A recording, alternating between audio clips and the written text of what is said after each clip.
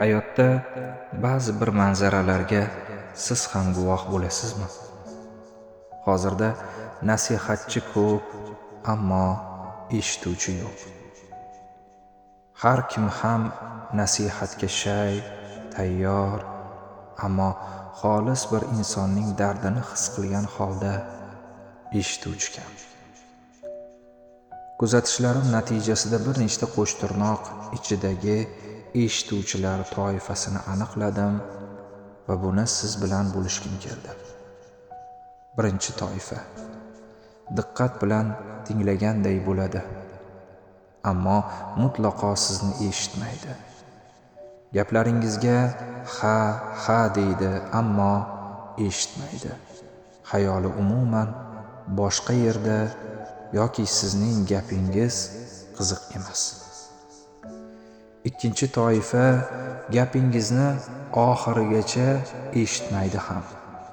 Gapning o'rtasidan bo'lib maslahat berishga o'tib ketadi. Ammo o'ziga nasihatomuz maslahat bersangiz jahli chiqadi. Uchinchi toifa eshitadi, ammo doim kimni eshitsa ham uni holiga, ahvoliga yengillik bilan qaraydi, oson tutadi. Sabr qilsa bo'lmaydimi deydi. Ammo o'zining qo'liga zirabchi kirib ketsa dunyoga jar soladi. To'rtinchi toifa jim eshitadi, ammo gapingizdan xato qidiradi va topsa shu xatoyingiz bilan yuzingizga uradi, ya'ni xato qilishingizni kutadi. Ammo o'zining xatosini yuziga gapirsangiz sizni fitnachiga chiqaradi. Beshinchi toifa insonlar esa sizni eshitadi, dardingizni his qila olganicha mahzun bo'ladi, sizga dalda bo'ladi va so'ngida esa Allohga kifoya qilamiz, hali hammasi yaxshi bo'ladi deydi.